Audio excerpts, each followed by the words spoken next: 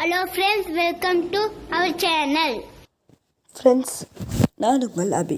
இன்றைக்கி இந்த வீடியோவில் நம்ம அவல் வச்சு ஒரு சூப்பரான ரெசிபி தாங்க பார்க்க போகிறோம். வீட்டில் அவலும் 2 தக்காளி பழமும் இருந்தால் எடுத்துக்கோங்க. இதை வச்சு இன்றைக்கி நம்ம ஒரு பர்ஃபெக்டான டின்னர் அண்ட் பிரேக்ஃபாஸ்ட் ரெசிபி எப்படி செய்கிறதுன்னு பார்க்கலாங்க. நமக்கு குறைவான டைம் தான் இருக்குது, ஆனால் ஒரு டிஃப்ரெண்ட்டான ரெசிபி செய்யணும் அப்படின்னுலாம் நினைக்கும் போது இந்த ரெசிபியை நீங்கள் சூஸ் பண்ணுங்கள். சாப்பிட்றதுக்கு அவ்வளோ ஒரு சூப்பர் டேஸ்ட்டாக இருக்கும். இப்போ வாங்க இது எப்படி செய்கிறதுன்னு பார்க்கலாம். அதுக்காக நம்ம ஒரு 2 டம்ளர் அளவுக்கு இன்றைக்கி அவல் எடுத்துருக்கோம். அந்த அவலை நல்லா சுத்தம் பண்ணி எடுத்துக்கோங்க. இதில் ஏதாச்சும் குப்பெல்லாம் இருந்துச்சுன்னா அதை எடுத்து வெளியே போட்டுருங்க. சுத்தம் பண்ணின அவலில் கொஞ்சோண்டு தண்ணி ஊற்றிக்கலாம். அவல் முங்குற அளவுக்கு தண்ணி சேர்த்தோம்னா அளவாக இருக்கும். தண்ணி சேர்த்த உடனேவே அதை நல்லா வடித்து எடுத்துருங்க. அப்போ தான் நமக்கு அவல் நல்லாயிருக்கும், இல்லைன்னா ரொம்ப குழஞ்சிரும். தண்ணி ஊற்றினதையும் அப்போவே உடனே வடித்து எடுத்து அந்த பாத்திரத்துலேயே வச்சுக்கோங்க. அடுத்தது இப்போது அடுப்பில் ஒரு பேன் வச்சுக்கோங்க. பேன் சூடானதுமே அதில் ஒரு 4 ஸ்பூன் அளவுக்கு எண்ணெய் சேர்த்துக்கலாம்.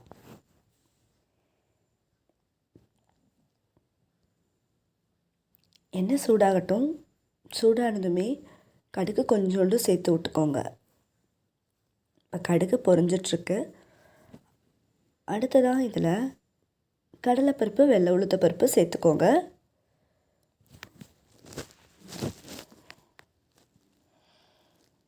இது வதங்கினதுமே நான் கொஞ்சோண்டு இன்றைக்கி நிலக்கடலை சேர்க்குறேங்க. அவல் செய்யும்போது நிலக்கடலையெல்லாம் சேர்த்து செஞ்சீங்க அப்படின்னா சாப்பிடும்போது நல்லாயிருக்குங்க. அதனால் நிலக்கடலையும் கொஞ்சோண்டு சேர்த்துட்டு நல்லா வதக்கி விட்டுருங்க. இது வதங்கட்டும். கூடவே கறிவேப்பிலை இலைகளையும் சேர்த்துக்கோங்க.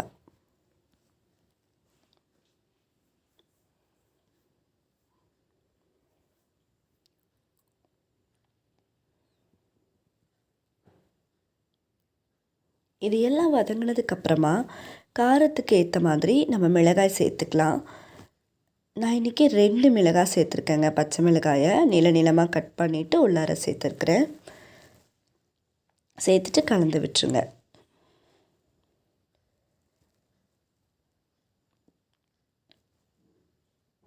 இது வதங்குற வரை அப்படியே இருக்கட்டும்.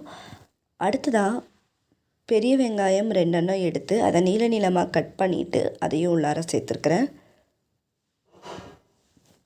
வெங்காயம் சேர்த்ததுக்கப்புறமா நல்லா மிக்ஸ் பண்ணி விடுங்க. வதங்கட்டும்.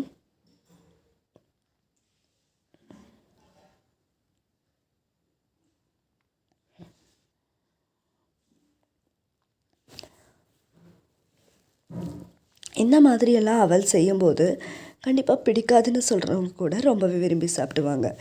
இப்போ வெங்காயம் நல்லா வதங்கிடுச்சுங்க. அதுக்கடுத்ததாக நம்ம எடுத்து வச்சுருக்க 2 தக்காளி பழத்தை நீளமாக கட் பண்ணிவிட்டு உள்ளார சேர்த்துக்கோங்க. சேர்த்துட்டு நல்லா மிக்ஸ் பண்ணுங்கள்.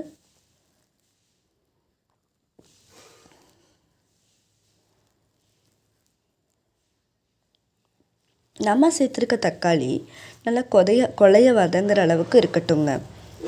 அதுவரை இது நல்லா வதக்கி விடுங்க.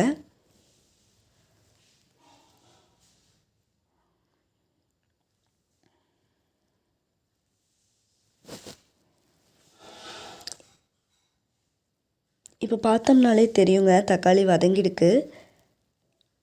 அடுத்ததான் இதில் மிளகாய்த்தூள் கொஞ்சோண்டு சேர்த்துக்கலாம். காரத்துக்கு ஏற்ற மாதிரி கூட குறைய மிளகாய்த்தூள் சேர்த்துக்கலாங்க.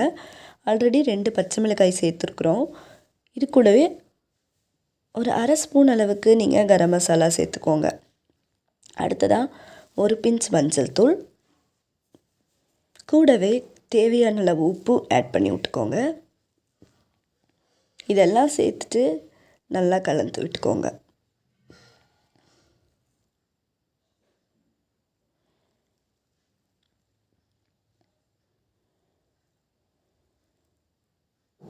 இது நல்லா மிக்ஸ் பண்ணி விட்டுருங்க. மசாலாவோட பச்சை வாசனையெல்லாம் போகட்டும். இப்போ இதை நல்லா ஒரு மூடி போட்டு நம்ம க்ளோஸ் பண்ணி வைக்கலாம். இது ஒரு 2 நிமிஷம் அப்படியே இருக்கட்டுங்க. இப்போ 2 நிமிஷம் ஆயிடுச்சு. நல்லா வதங்கி நமக்கு கிடச்சிருக்கு.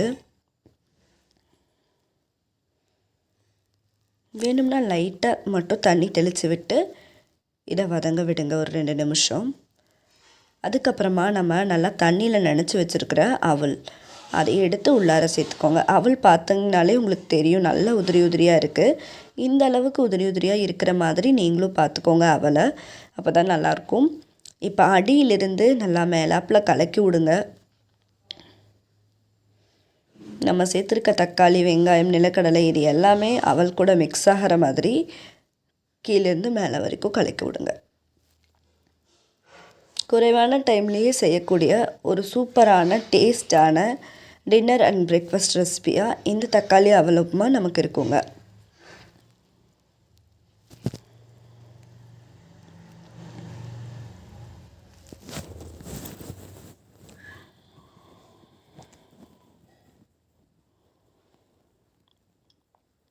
இன்னுமே நமக்கு நல்லா கலங்கணுங்க. மிக்ஸ் பண்ணி விடுங்க. இது நல்லா மிக்ஸ் ஆகிடுச்சு. இப்போ பார்த்தாலே உங்களுக்கு தெரியும். அடுத்ததான் இதில் கொஞ்சோண்டு மல்லி இலைகளை தூவி விட்டுக்கோங்க. மல்லி இலை போட்டுட்டு இதையும் நல்லா மிக்ஸ் பண்ணி விடுங்க.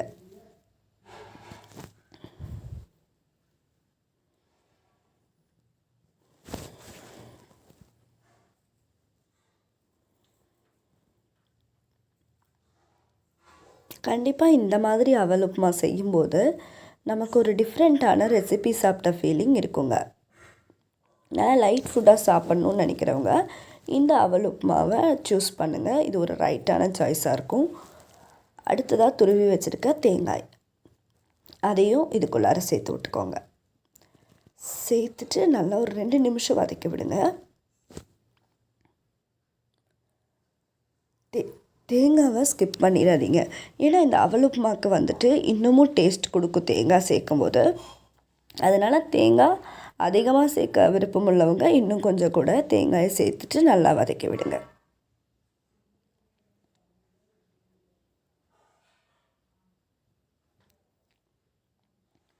அவ்வளோதாங்க. இப்போ நமக்கு ரொம்ப ரொம்ப டேஸ்டான தக்காளி அவல் உப்புமா ரெடி ஆகிடுச்சு. இதுக்கு நமக்கு எந்த ஒரு சைட் டிஷ்ஷுமே தேவைப்படாது. இதை அப்படியே கூட சாப்பிட்லாம். சாப்பிட்டோம்னா நமக்கு அவ்வளோ ஒரு சூப்பரான டேஸ்ட்டாக இருக்கும். ஸோ உங்கள் வீட்டில் அவல் இருக்குது அப்படின்னா இன்றைக்கி இந்த மாதிரி ஒரு ரெசிப்பியை சூஸ் பண்ணி செஞ்சு பாருங்கள். வீட்டில் செஞ்சு பார்த்துட்டு எப்படி இருந்துச்சு அப்படிங்கிறத மறக்காமல் எனக்கு கமெண்ட் பண்ணுங்கள். இந்த மாதிரி அவல் உப்புமா செய்யும்போது நம்ம வீட்டில் எவ்வளோ செஞ்சோம்னாலுமே பத்தாது, சட்டுன்னு காலியாயிரும். அந்தளவுக்கு வந்துட்டு ரொம்ப ரொம்ப நல்லாயிருக்கும். இன்னும் ஒரு புதுமையான ரெசிபியோட அடுத்த வீடியோவில் நான் உங்களை சந்திக்கிறேன். இந்த வீடியோ பிடிச்சா லைக் பண்ணுங்கள், ஷேர் பண்ணுங்கள், கமெண்ட் பண்ணுங்கள்.